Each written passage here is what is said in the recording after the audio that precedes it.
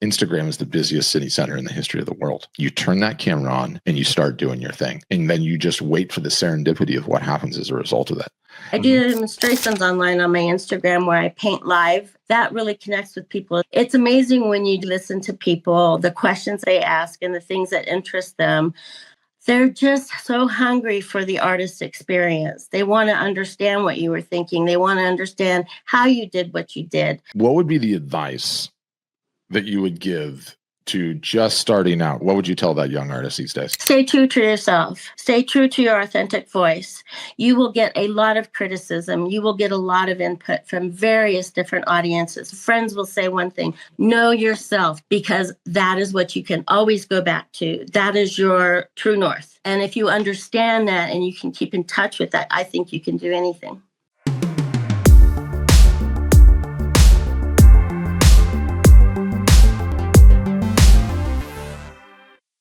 All right, coming up on today's edition of the Art Marketing Podcast, I'm back with another artist interview, and I've got the very talented multi-threat artist, which is Kristen Harvey here today.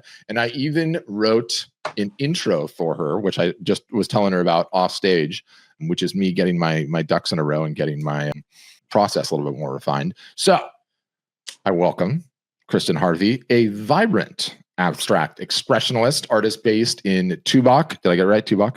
Yeah, Tubac. All right, so I got it wrong. Tubac, Arizona. You guys, she's known for her bold use of color and intuitive painting style. And she, I would say, creates work that bridges the gap between abstract and representational art. And it's often featuring Southwest landscapes and mystical ravens and explosive florals. And her color palette, at least what she has online, is like so on Southwestern brand, which I love. Her artistic journey has taken her from children's book illustration to video game design for Sega, which we were talking about offline. We're definitely getting into that. And teaching sold out intuitive painting workshops, which I love. So her work's represented in galleries, and she really has like, you know, an attitude, a vibe, brand, you will, it comes through on her social media, and especially. So I want to talk to her about that, which is going to be really, really exciting. So Kristin, big picture, welcome to the show. Welcome to the show, my fellow Californian as well, because I found out she's from Fresno, and we were just talking about California a little bit offline, but welcome to the show. Thank you very much. And thank you for having me here. I'm really excited about chatting with you. Yeah, absolutely. And I was asking her offline because, you know, our storefronts has grown quite a bit as a company, and it's no longer the early days where I know everyone, but you've been around for a couple of years already. Yes, a few years. Absolutely. Yeah. It's funny because before we got started, she's like, I'm bad with dates. And I was like, oh my God, does she know how bad I am with dates? And I can't remember anything. And don't tell anyone this, but I don't even know the exact birthday of my second child, as I just don't, I just don't have a mind for dates. It's like bad. It's bad. But I'm really excited to get into things. If you feel like the intro covered it, if you got something else as an intro, who you are, what do you do, throw that out there, and then we'll start diving into the various different aspects. Yeah, I just add one thing as a little bridge between my video game experience and going full-time artist painting. Mm-hmm. I did spend time as user experience designer. Mm-hmm. Before I left Sega, I had the chance to design their first website for Sega of America. Amazing. And I went through that experience with simple text. So I learned HTML, and that evolved into user experience over the years. Wow. Just out of curiosity, do you still leverage that skill set at all? Or are you like just done with code and design in that capacity? No, I have to. Everything that I learned, I mean, I was on the design side, so mm-hmm. It was more in touch with marketing. So I'm very happy with my experience and what it brings to me when I'm working with my art storefront site. Oh, that's amazing. I mean, that's like, you're such a unicorn in that capacity, because so few artists have like a deep background in the tech side of things, right? I mean, you were writing HTML, for God's sakes. I mean, that's amazing. And, you know, it's funny, she and I were talking, I don't know how old you guys are that are watching this, but Sega was a huge part of my childhood. That was a extremely sought after gaming console way back in the day. I don't even think like the new generation, aside from like what Sonic became a movie, you know, yes. And the flashes like on the screen ahead of time, which is amazing. One question I always love to ask: when did it transition from day job to paying the bills being an artist? In 2022, September of 2022. Wow. It was a long journey, that's for sure. But in 2022, I finally balanced the scales enough or tipped the scales enough to actually quit my corporate design job. And I needed more flexibility in my life as well. So it was perfect timing. When did you, just out of curiosity, when did you leave California for Arizona? Oh, gosh. Well, I left California for Rochester, New York first. So after my video game experience, I was looking for a big change and moved across the country. And I, believe it or not, started working at a cross-stitch design company, which at the time had very similar software to video game software back in the day. So I did that there. And then my family, in the meantime, had retired out here to Arizona from Fresno. My father got sick and we wanted to come out here and help my folks. And so we love it so much. We have stayed, and I think we'll be here for a long, long time. Oh, that's amazing. Yeah, we love the Southwest. Beautiful, beautiful country. So even during, your career, when your day job was, let's call art adjacent, obviously, were you a working artist that entire time? Were you creating pieces and attempting to sell them on the side and when you could and everything else? Yes, absolutely. There was probably 5 to 6 year crossover period where I was doing both full time. It wasn't easy. And I started out with farmers markets here locally to get my paintings out there, but I was doing both full time. It was absolutely exhausting, but I knew what I was driving towards, and that was the light at the end of the tunnel for me. It was worth it. Everything was worth it. I love hearing say that. I mean, I so encourage, we're art storefronts. We get pigeonholed as a digital brand, sell online and passive income and all of that. But, I've long said on this podcast, what is the best way to sell art? In person, face to face. Always has been, always will be. That's never going away. What is the easiest way to do it? Get into a farmer's market just to give it teeth. What would you normally have to pay to get a booth at that farmer's market? Actually, it was just $20 to start. $20. $20. Yeah. And you didn't have fancy walls or all this roll-in stuff. I'm sure you had a simple tent tarp thing and a table, and that was that. Just a table, actually, and shutters. I used to hang my art on old shutters that I would put behind me because I didn't even have a grid wall or anything at the time, or a tent. But I live in Arizona, so weather wasn't that big of an issue. Yeah, it's always warm and sunny. And I'm gonna show off some of your work, here. I mentioned earlier, it's amazing to see it in a grid view and how consistent you are on a lot of the colors.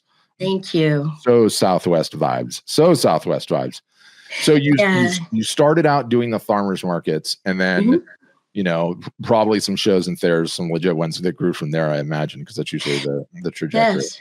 Yeah. Green Valley here where I actually live has a very large Wednesday market, farmers market that attracts people from all over. So I started at a smaller local market and then moved to the Wednesday market. And from there, spread my wings a little bit more and went to Art in the Park at a local park. And then to the next closest park that had Art on the Lake events. I also joined local arts organizations in Tucson to get my name out there. I will say, when it comes to getting my name out there and getting my start, though, my greeting cards is what did it for me. No way. Tell us about that. I want to hear about that. Yeah. That's amazing. Yeah. Well, I had a style that was my style has changed quite a bit over the years. Over the past really 3 years, it took a drastic turn. Maybe we can talk about what that meant to my career and my business as well for a while there. But what were we talking about? Greeting cards. Yes. So I started making cards because I wanted to get my art out there. I made cards for friends at first, and I said, these are beautiful. You should make more cards. I still, to this day, hand make my cards, even though I'm supplying 3 different stores right now. I do that because I have control over the number of designs that I can disseminate to my clients. They don't want 100 of one design. They want 5 of one design, and then they want 25 designs. So I'm making in small batches, and I'm making custom orders for shops. But getting my name out there, I have a stamp that I put on the back of my cards. It's very simple, but it has that handmade touch, and it keeps people in touch with me. That's what started people following me. And now my cards are very sought after here in town and up in the foothills where I sell as well. So that's what really got my name out there and started getting me followers. How are you handling the printing side of that? I just have an HP printer. There's a little trick that I do in that I don't print straight onto cardstock because I tried doing that. Cardstock quality when it comes to color does not perform well. Doesn't hold So up. yeah, I use more expensive, better quality, high quality paper that captures my colors the way I intend them to look. And then I transfer that, I cut that out and I transfer it to cardstock that way. So they're even heavier duty. And then I cellophane each card as well. So it takes its toll. I could branch out on that if I wanted to. And I've thought about many times starting a card business, but that's not where my passion lies. Yeah. And I've got people asking what your name is on Instagram. You guys, what I'm going to do is I'm going to just I'm going to pin her IG handle. So that's in there now.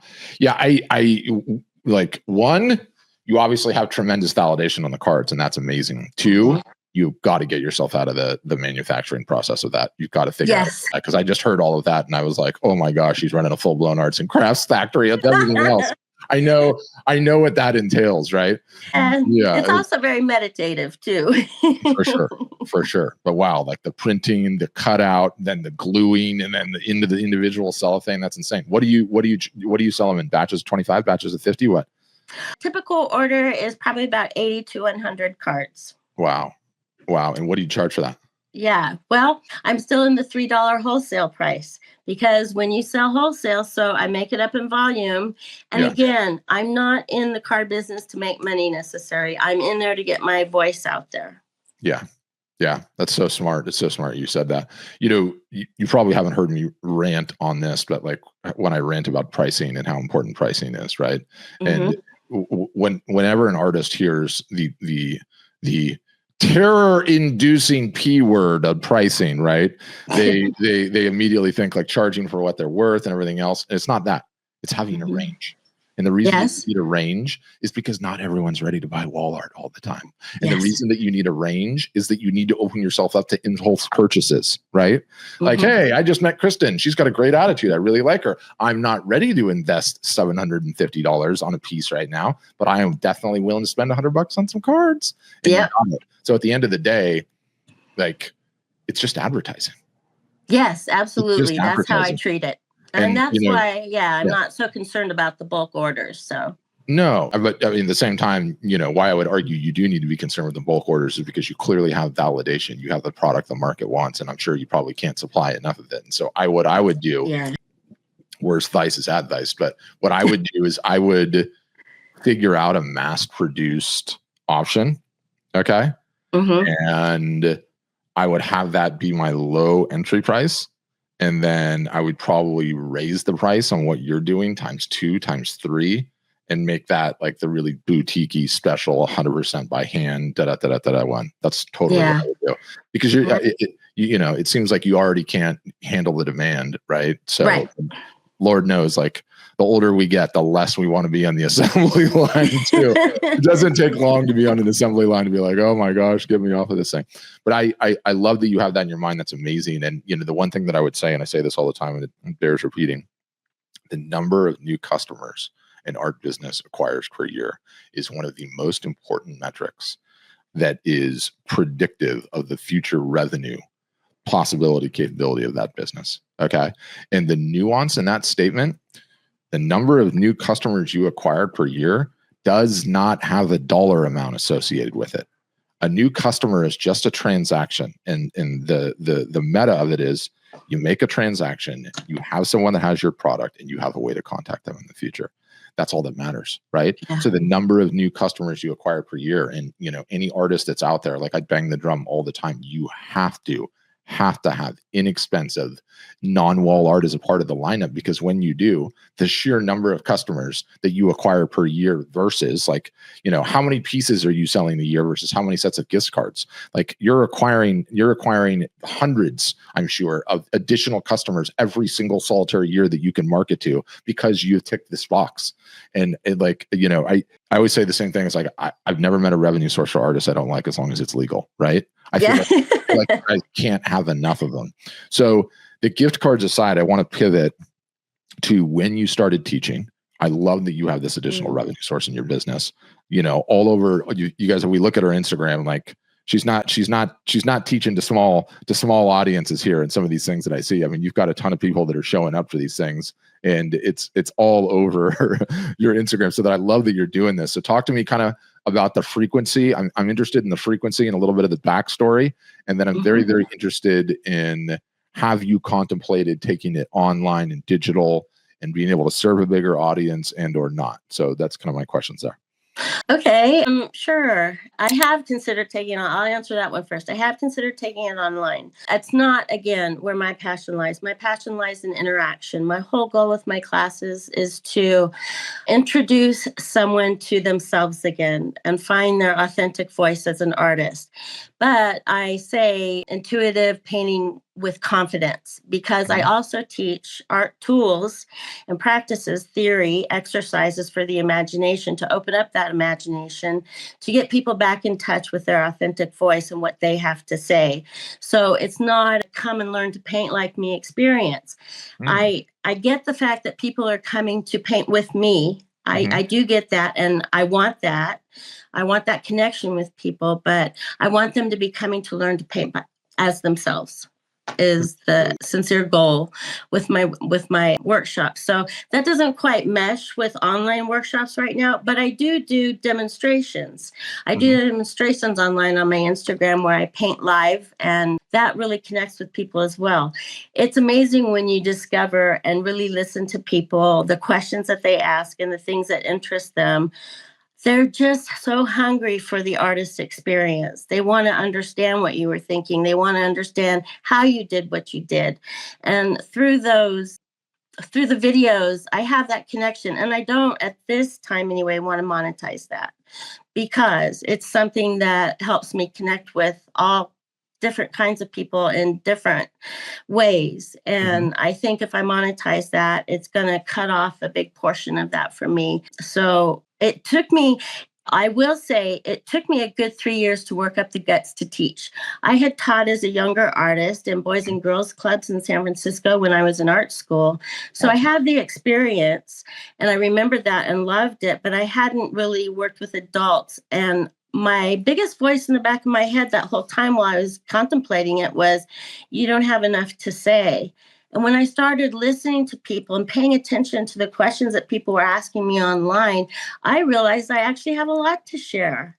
And my first experience with teaching and hearing those incoming questions and the passion for learning is what drives me and what gave me the confidence that, yes, I do have something to say. I have something to share. And it is of value to artists that are trying to find their own way. It's like public speaking and all those fears personified into one little thing. Now, you mentioned something there. One, I want to push back on you because I don't think it's binary. I think you can do both, i.e., have that authentic you out there, putting yourself out there, connecting, getting that feedback, and then two, having it lead to something that's monetized. But how are you doing those live? Are you actually going live on Instagram, so it's in real time when you do that?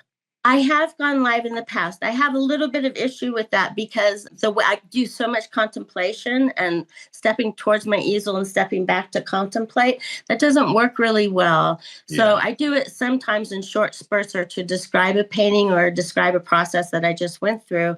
But mostly with the videos, I record them and then I edit them in InShot and I put them back together with the finish. I found out I used to post just the painting process without the finished piece, and people were very frustrated with me. Oh, yes. Another thing about me is I tend to paint overnight.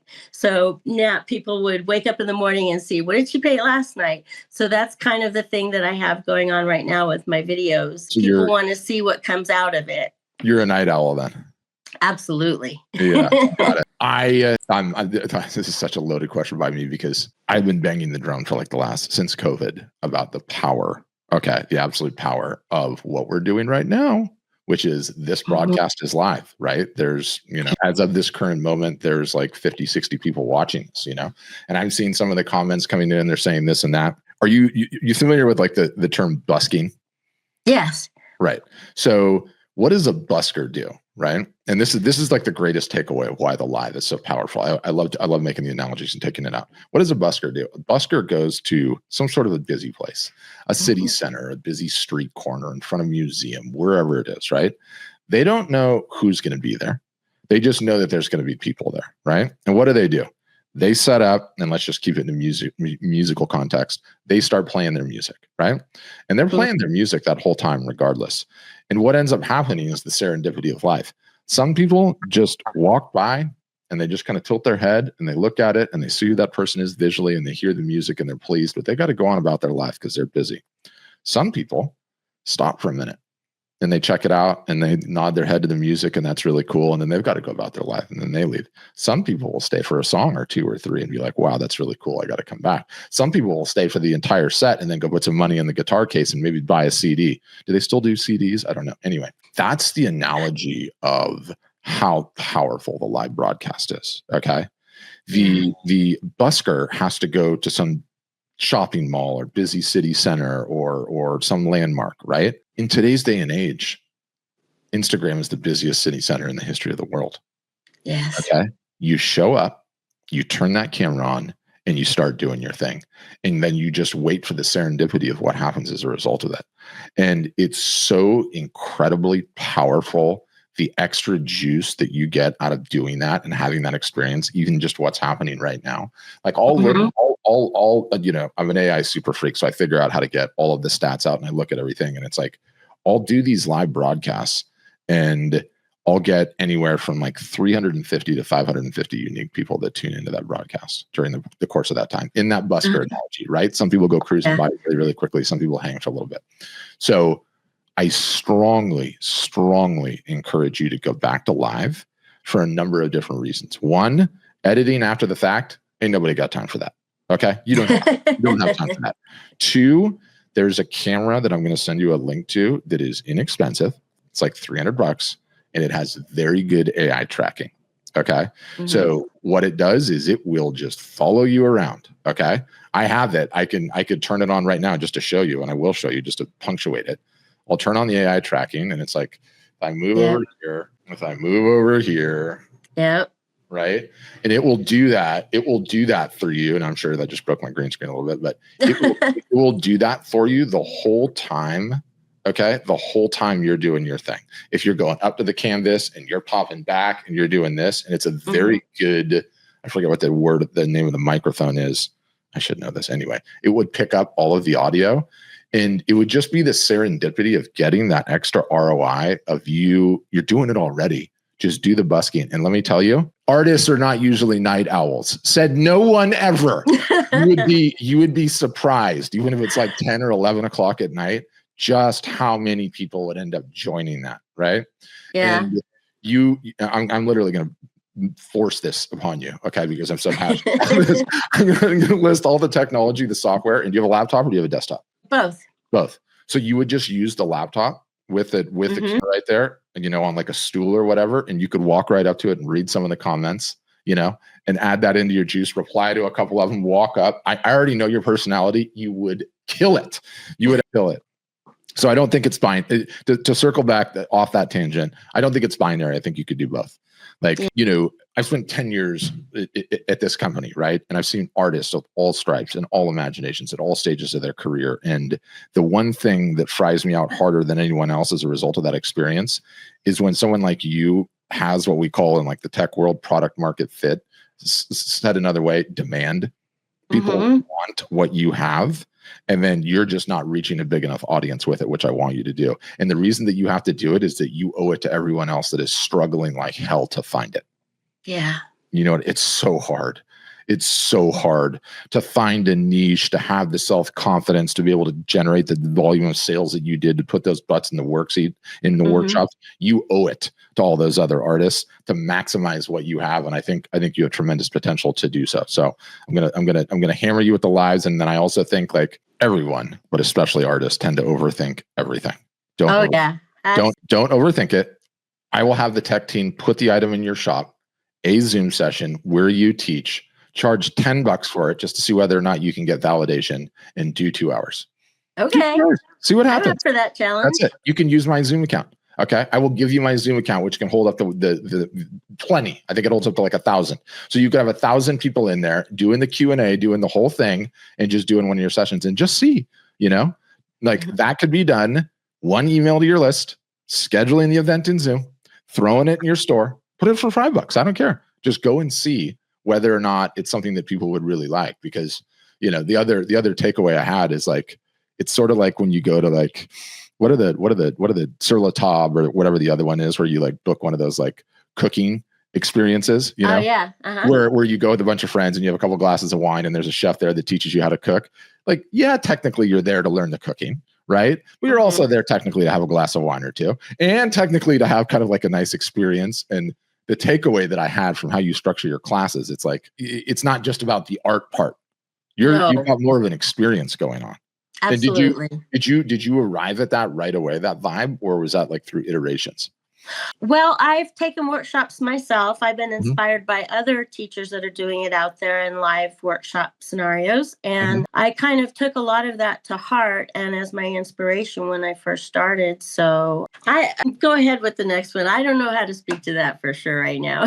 Yeah, you're still shy about it, but I think you guys got to give her a follow on Instagram and see like her entire vibe, because she just comes off as so authentic and it's so uniquely different. Right. And, I get so excited when there's multiple revenue pillars, Yes. And in your business, I'm hearing the cards, a big one. We got our prints, the big one, the originals, you're in galleries, which is what I want to get to next. But then you've also got the teaching, right? Like, where is it written that because you have this creative talent that like you have to be pigeonholed in to be just this or just that? And I feel like artists do that to themselves all the time. It's like, no, like that creative talent could go so many different directions. How can we monetize it? And how can we make it so you can feed your family? Like, it's not any more difficult than that. No. And when I first started out, I was absolutely of the mindset that let me just get my artwork out there, get a response, start seeing what people feel when they see it, etc., and get my voice out there. I'm sorry, I'm getting a little nervous. So talking about some of this stuff. No, it's great. It's great. And the fact that you're nervous and authentic is important, because let me tell you, everyone that's watching this is nervous too. Like it's a really, really hard thing to do. Well, let's pivot to the gallery thing. So I noticed on your website, you're in several different galleries. So one, I want to hear how that came about. Did they find you? Did you find them? How did that transpire? And then secondarily, how are you navigating both being in galleries and then being able to sell directly on your website? Everybody always asks, like, how do I do that? Like, I'm in a gallery and I want to start selling on, like, everyone is curious about that. Yeah, well, one thing I don't do is I don't sell originals online at this time. I used to do that, but when I went into a gallery, I decided that this was the route that I wanted to go. I started, the first gallery that I went into is actually the gallery that I'm in now. I tried some others in the meantime, but fortunately, the gallery that I am now have a submission policy online on their website. So I simply went and I submitted my art. I got a good response. Someone gave me a chance there. Tried a few of my early pieces, very early pieces. I wasn't ready yet. I didn't know all the rules. I didn't understand how to play the game necessarily. So it didn't go all that well at first. But I tried. Then I took a step backwards and I went into arts organizations galleries. So collaborative galleries to get the experience and understand the difference between selling at a gallery and selling yourself online.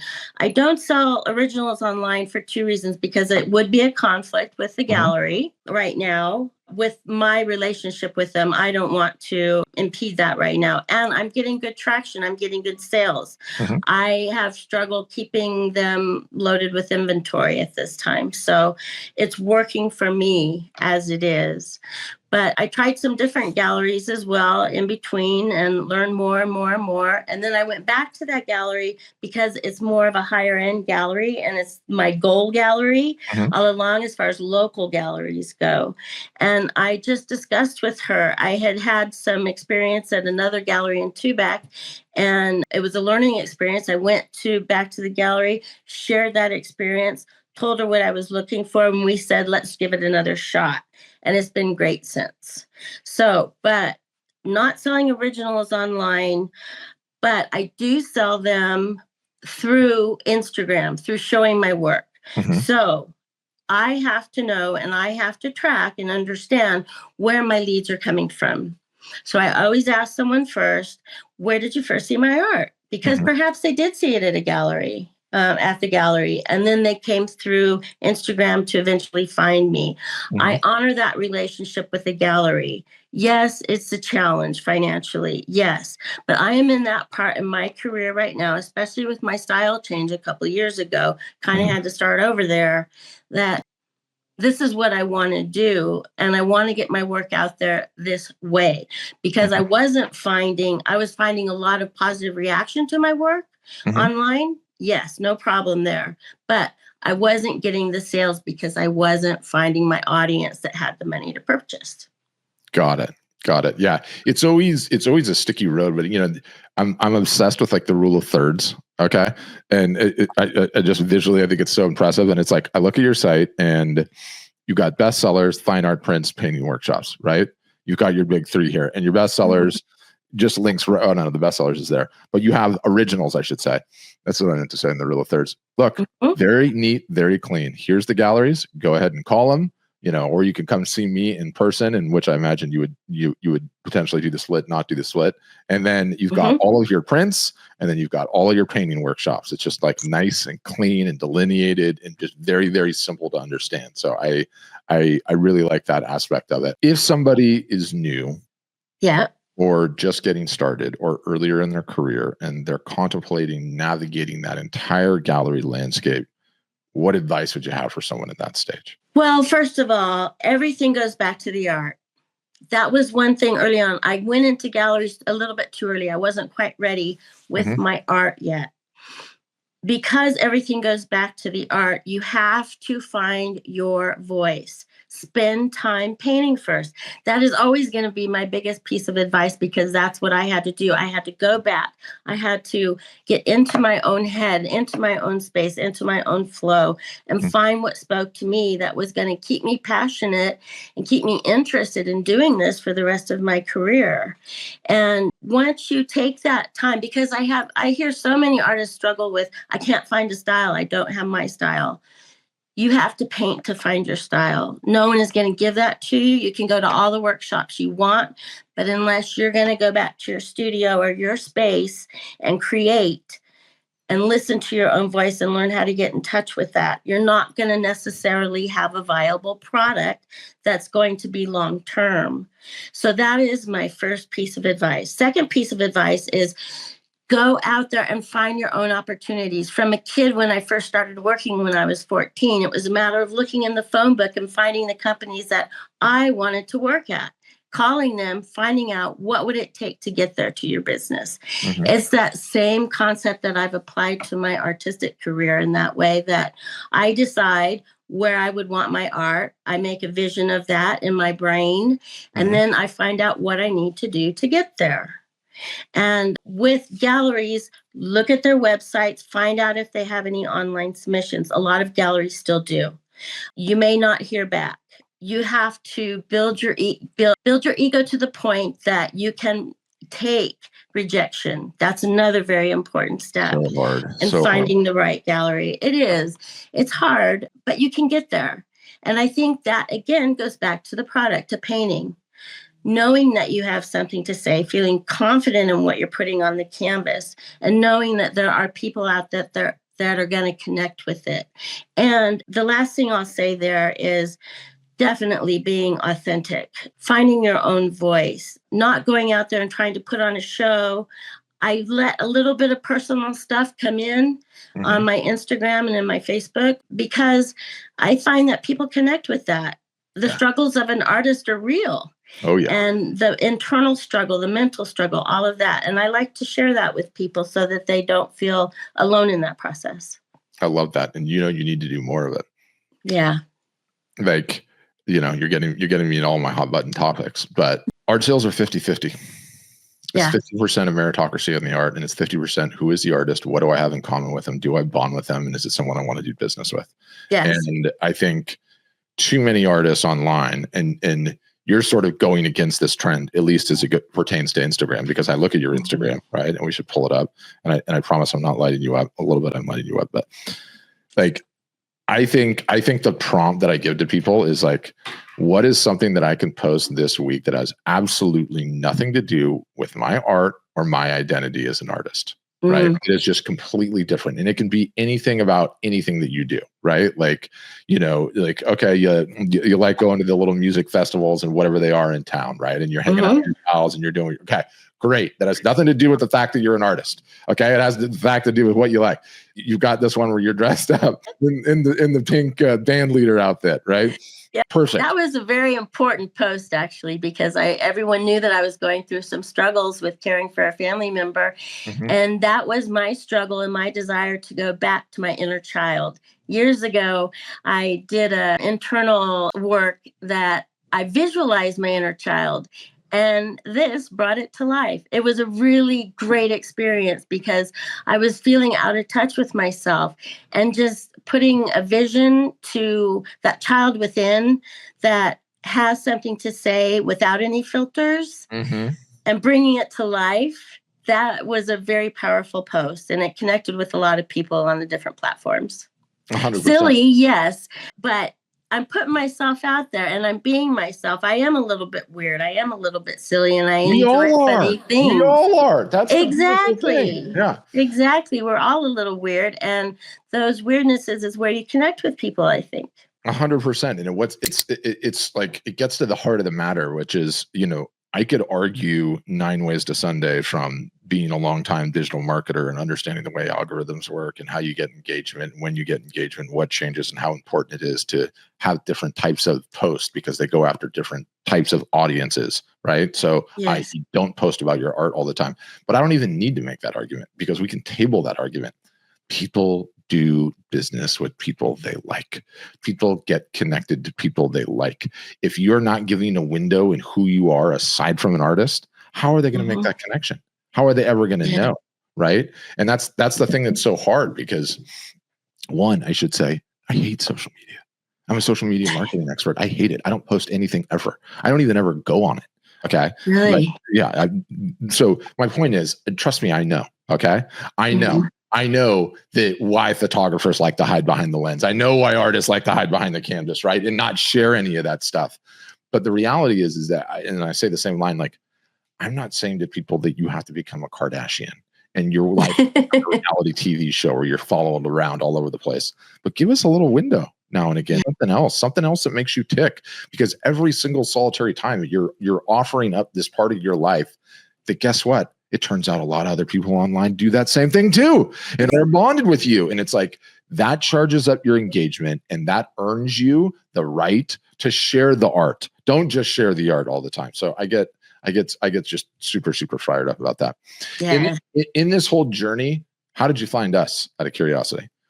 Just through research, actually, and ads. I was considering what I wanted to do in the online aspects of my work, and I wanted a platform that was robust enough to facilitate my growth and scale up with me. That was one thing that was most important. When I first started with my site, I didn't use all the capabilities. I still don't yet today, but I know I'm growing into them. I know that they are there.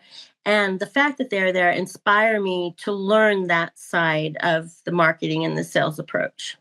Awesome. Absolutely amazing. And we were talking a little bit offline because she was writing web pages in HTML. She's clearly got a techie side to her, right?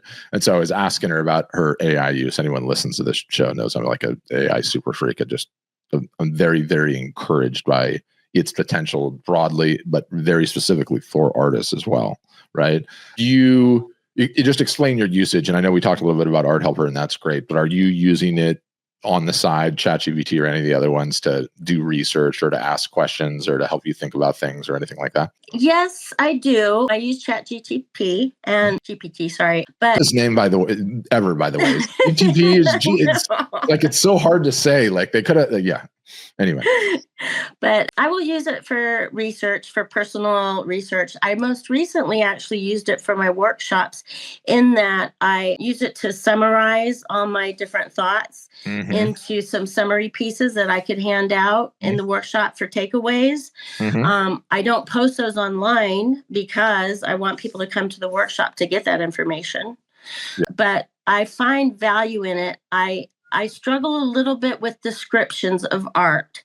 It is amazing. I have a painting with a moon on it with little freckles.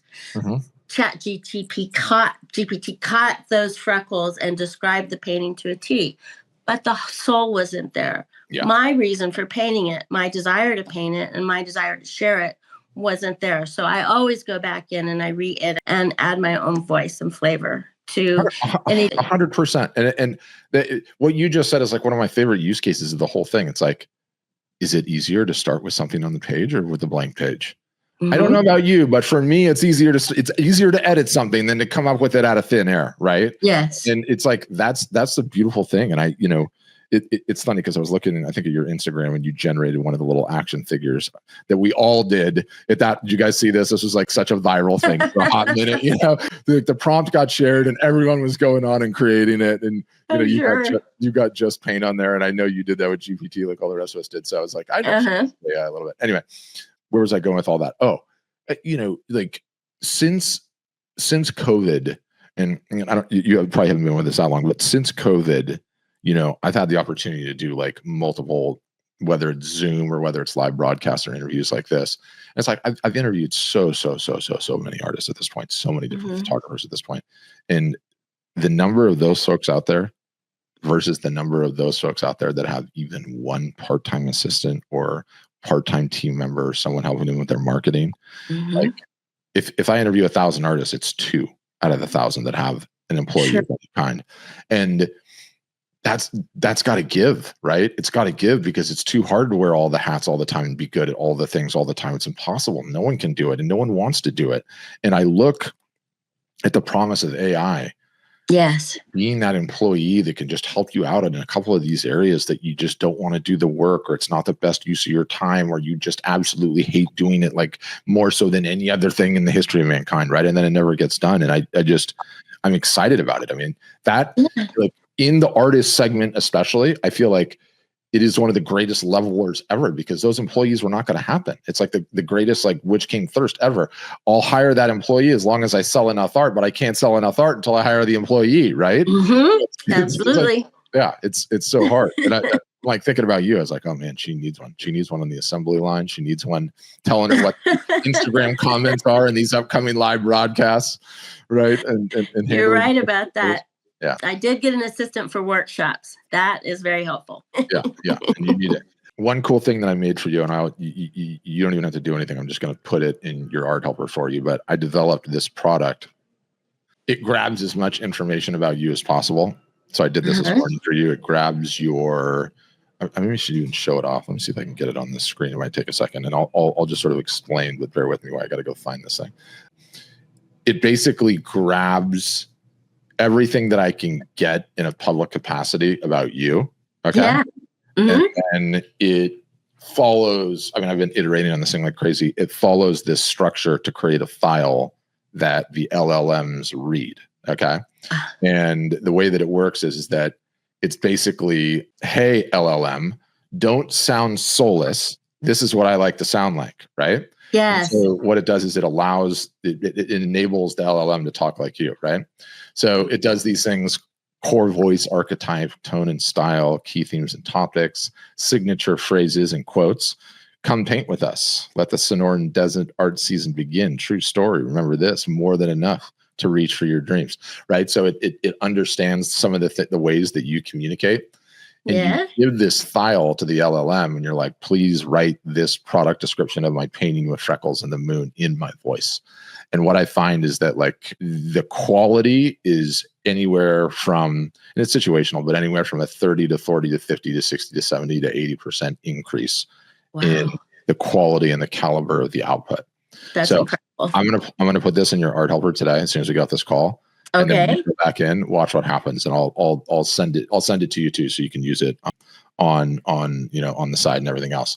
But yeah, I just think I think AI can be an employee, and God, you guys need one so bad. All of you need one to help with all of the things that you absolutely hate, right? I'm dying to get in there. I have been wanting to take full advantage of everything and that Art Storefronts offers, not just as a platform, but as a guide.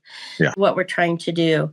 My problem has been, it's great that I'm reaching out to multiple channels. I'm getting my voice out there, but I'm noticing as I go on, I'm refining, I'm bringing back in what brings me the most passion, what makes me the happiest, because those things are what's going to keep me in this career. They're going to keep me going. They're going to keep me.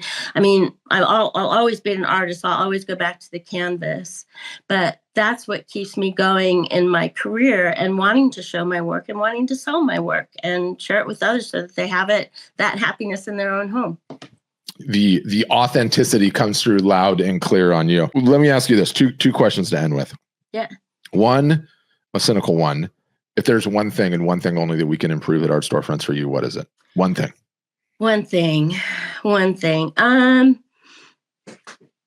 Back end quirks. Back end. Yeah. UI, UX, and the way the database works, I assume.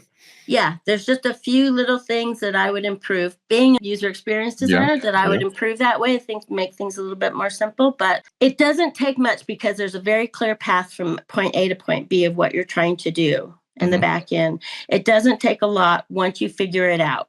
That's the challenge. Sit down, figure it out, read all the content, listen to the support, follow it. Once you do it, then it's so easy. Yeah.